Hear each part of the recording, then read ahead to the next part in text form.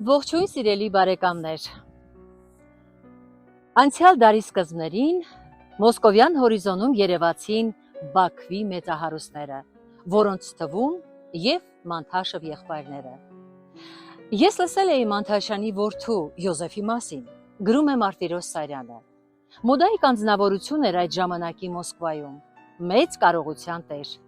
Իր հարստությունը վատնում էր ինչպես պատահի։ Մի օր Մարտիրոս Սարյանը Նոսովայի բնակարանում առաջին անգամ հանդիպում է Յոզեֆ Մանթաշևին, որը առաջարկում է նկարել իր դիմանկարը։ Բնորդը հետաքրքիր էր, իսկ առաջարկը նկարչի համար ժամանակին։ Այդ օրերին Սարյանը դրամի կարիք ուներ։ Նկարիչը համաձայնում է։ Պայմանավորված օրը Սարյանը գնում է Մանթաշևի մոտ։ Ծառայի ուղեկցությամբ մտնում է ներս։ Տեսնում է երիտասարդը քնած է։ Վաղ առավոտյան վերադարձել էր գիշերային խրախճանքից եւ քուն մտել։ Մանթաշևն արթնանում է մեծ դժվարությամբ եւ քիչ անց երևում ընդունարանում քնաթաթախ աչքերով, մի գունագեղ, պարսկական թանկարժեք խալաթի մեջ փաթաթված։ Ներողություն է խնդրում նկարչից այդ վիճակով ընդունելու համար եւ ասում, որ շուտ կզգեստափոխվի։ Սակայն Սարյանը խնդրում է չփոխել հագուստը, հակառակը մնալ այդպես, խալաթով։ Օրեր շարունակ ինձ վտատանջող հարցը մի ակնթարթում պարզվեց։ Վճռեցի, որ հենց այդ տեսքով էլ պետք է նկարել, շարունակում է Սարյանը։ Համոզվեցի, որ խալաթն ավելի էր սազում նրան, քան եվրոպական կոստյումը։ Այնքան ուժեղ էր տպավորությունը, կերպարն այնքան սուր մխվեց գլխումս, որ կարող էի նկարել առանց նրա ներկայության։ Երբ վերջացրի նկարը, նայեց եւ ոչինչ չասաց։ Այդպես էլ չհասկացա, հավանեց թե ոչ, սակայն նկար ինձ դուր եկավ։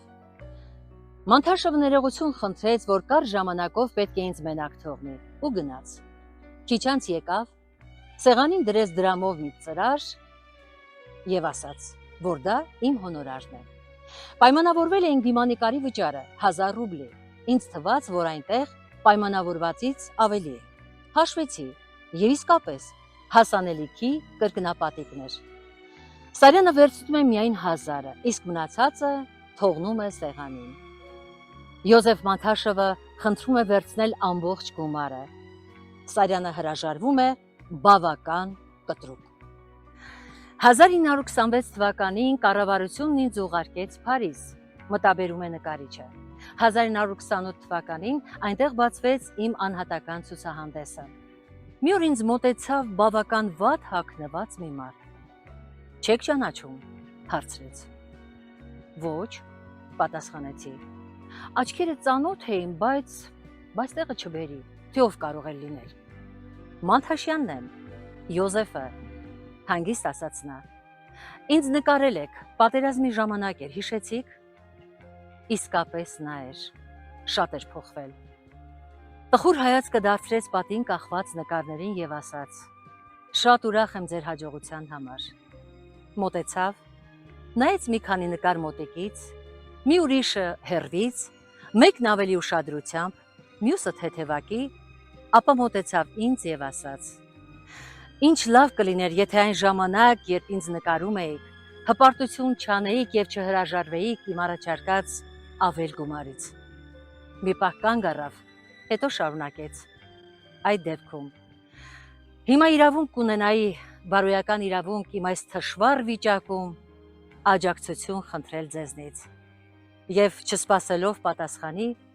գլուխը կախ շրջվեց եւ հուսահատ քայլերով դիմեց դեպի դուռը։ Սիրելիներս, ձեզ հետ էր Մանուշակ Շիրինյանը, կհանդիպենք, լավ մնացեք։